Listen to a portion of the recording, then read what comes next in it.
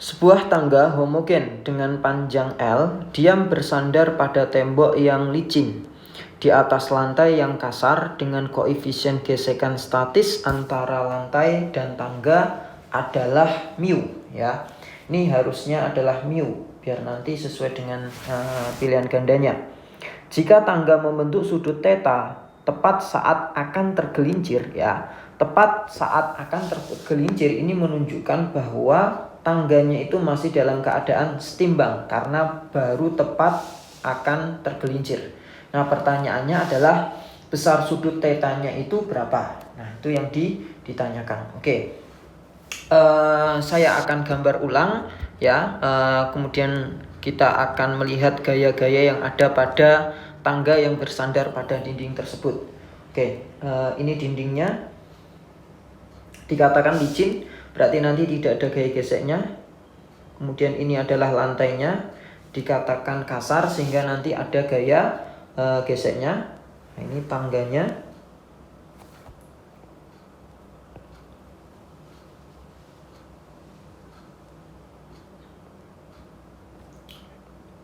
Oke, seperti ini ya.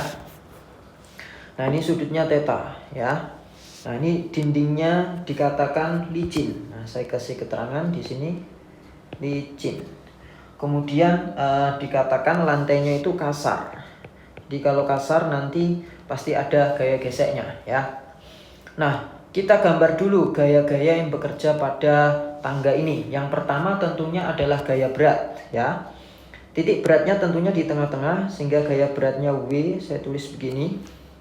Kemudian karena ujung atas dan bawah tangganya itu nempel pada permukaan, maka akan muncul gaya normal. Nah, pada yang ujung bawah, maka gaya normalnya ke atas, ini saya tulis N1.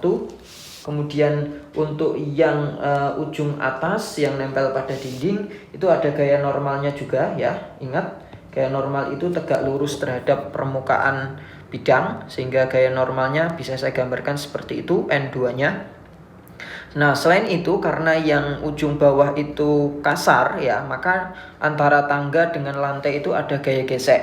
Nah, untuk tahu arahnya kemana, bisa dilihat atau kita misalkan seandainya tangga ini tergelincir atau jatuh, maka tentunya bergesernya ya, ujung tangga yang dengan lantai itu akan ke kanan. Sehingga supaya tidak terjatuh atau gaya geseknya bekerja kemana ya, berarti yang berlawanannya, berarti ke kiri ya. Nah, ini saya tulis dengan gaya gesek yaitu F seperti ini gitu ya.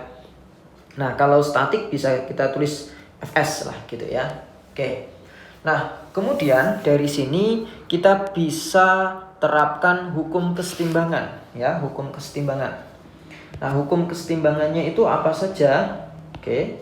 Saya tulis dulu hukum kesetimbangan. Nah, hukum kesetimbangan antara lain yaitu total gaya pada sumbu X dan sumbu Y itu harus 0. Atau bisa saya tuliskan sigma Fx-nya ini harus sama dengan 0. Kalau sigma Fx-nya 0, maka gaya yang ke kanan sama dengan gaya yang ke kiri. Atau N2-nya itu sama dengan Fs ya. Oke, nah Fs sendiri itu adalah mu S atau mu, dikali gaya normal. Gaya normalnya adalah N1. Nah, itu untuk yang sigma Fx. Kemudian yang kedua, syaratnya sigma Fy-nya juga harus 0. Nah, di sini bisa kita lihat yang arahnya vertikal itu N1 dan W. Berarti bisa saya tuliskan N1-nya sama dengan W, gitu ya. Nah, yang ditanyakan adalah berapa sudut tetanya. Nah, di sini nanti untuk mencari tetanya, kita tidak bisa hanya menggunakan total gaya sama dengan 0 ya untuk hukum kesetimbangannya. Tapi ada satu lagi hukum kesetimbangan yaitu total torsinya juga harus sama dengan 0. Nah, nanti supaya kita bisa dapatkan sudutnya itu berapa gitu ya. Oke. Nah, syarat yang ketiga, ini yang pertama ya. Ini yang kedua, ini yang ketiganya yaitu sigma torsi harus sama dengan 0. Nah, kalau pengen memasukkan persamaan dari torsinya, kita harus memilih dulu porosnya di mana. Nah, supaya mudah kita letakkan porosnya di ujung bawah ini saja ya. Karena di ujung bawah ini paling banyak gayanya, ada N1, ada Fs gitu ya. Sehingga torsinya nanti ya akan 0 di poros tersebut. Nah, sehingga mengurangi pekerjaan kita gitu. Nah, kalau porosnya ada di ujung bawah, berarti N1 dan Fs tidak menghasilkan torsi. Jadi yang menghasilkan torsi hanya W dan N2. Untuk W sendiri ya, kita tarik garis supaya tegak lurus dengan batang. Saya tarik garis ke sini gitu ya. Nah, ini tetanya di sini, berarti sini adalah W cos theta ya. Ini sudah tegak lurus dengan batang, kemudian N2-nya ya tegak lurus dengan batangnya pada garis merah itu. Nah, tetanya di sini, sehingga ini adalah N2 sin theta ya. N2 sin theta. Oke, berarti ada dua torsi akibat N2 dan akibat W. Akibat N2 itu searah jarum jam dan akibat W itu berlawanan arah jarum jam. Karena totalnya harus 0, maka torsi yang searah jarum jam harus sama dengan torsi yang berlawanan arah jarum jam. Atau saya tulis dengan N2 sin theta kali L ya, kali L. Karena letak N2 sampai ke poros itu sepanjang panjang tangganya. Panjang tangganya kita misalkan L sebagaimana pada soal. Nah, kemudian sama dengan torsi akibat W atau W cos theta. Hati-hati di situ W-nya di tengah-tengah sehingga setengah L ya. Nah, L-nya bisa saya coret. Kemudian sin dan cos-nya saya gabungkan supaya nanti kita dapatkan sudutnya. Sin theta per cos theta itu sama dengan W per 2 N2 gitu ya.